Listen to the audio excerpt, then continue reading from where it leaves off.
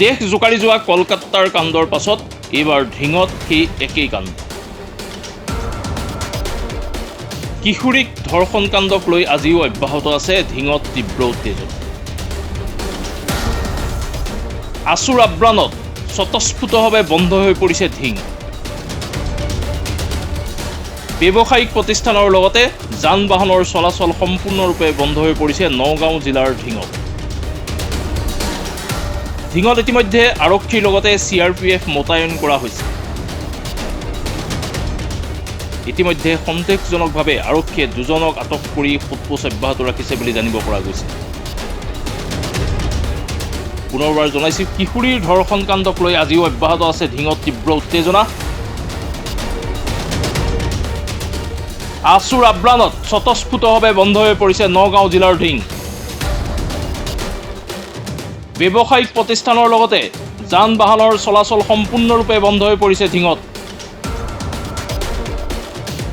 ধিঙত ইতিমধ্যে আৰক্ষীৰ লগতে CRPF মোতায়েন কৰিছে প্ৰশাসনে।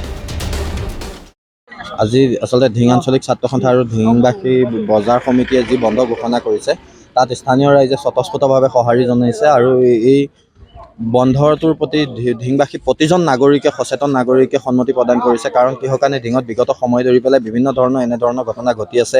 স্পেচৰ পৰা আদি কৰি বিভিন্ন সময়ত এই ঘটনাবিলাক ঘটি আছে। গতিকে ধিংবাসী ৰাইজৰ নিৰাপত্তা সুনিশ্চিত কৰাৰ দাবীত যি ৰাইজে প্ৰতিবাদটো কৰিছে, ইয়াত প্ৰতিগৰাকী ব্যক্তিয়ে নিজৰ ঘৰখনৰ সুৰক্ষাৰ স্বাৰ্থত ওলাই আহিছে। আজি আমিও সেই তেনেকৈ নিজৰ ঘৰখনৰ সুৰক্ষাৰ স্বাৰ্থত আহিছোঁ। আমি প্ৰশাসনকো অনুৰোধ জনাইছোঁ অতি শীঘ্ৰেই দোষীক কৰায়ত্ব কৰক আৰু কঠোৰৰ পৰা কঠোৰতম শাস্তি বিহক। প্ৰশ্ন উপস্থাপন হ'ব লাগে, বিৰোধী দলসকলে ইয়াক জোৰদাৰভাৱে ইয়াক ধৰিব লাগে আৰু চৰকাৰী পক্ষই ইয়াক এই সমস্যাটোৰ যাতে সমাধান হয় তাৰ কাৰণে চৰকাৰী পক্ষই উচিত ব্যৱস্থা গ্ৰহণ কৰিব লাগে বুলি আমি চৰকাৰী পক্ষকো অনুৰোধ জনাইছোঁ।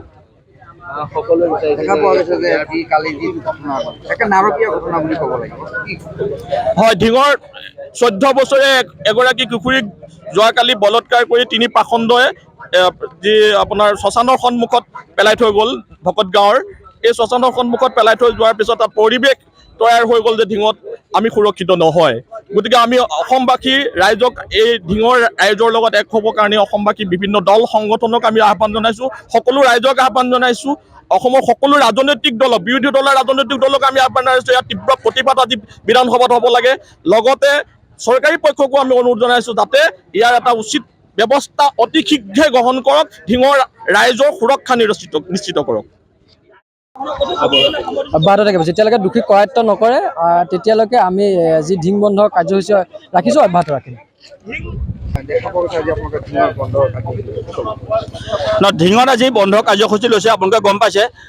যোৱাকালি সন্ধিয়া 6 বজাত এজনী 14 বছৰীয়া নাবালিকাক 3টা নৰপিশাচে বলৎকাৰ কৰিছে। গতিকে ইয়াৰ আগত স্পেচো আপোনালোকে গম পাইছে। গতিকে ধিঙৰ এটা আমাৰ অসমীয়া জাতিৰ ওপৰত আক্ৰমণ কৰি আছে। গতিকে এই জাতিৰ ওপৰত আক্ৰমণ কোনো কাৰণে সহ্য কৰা নহ'ব।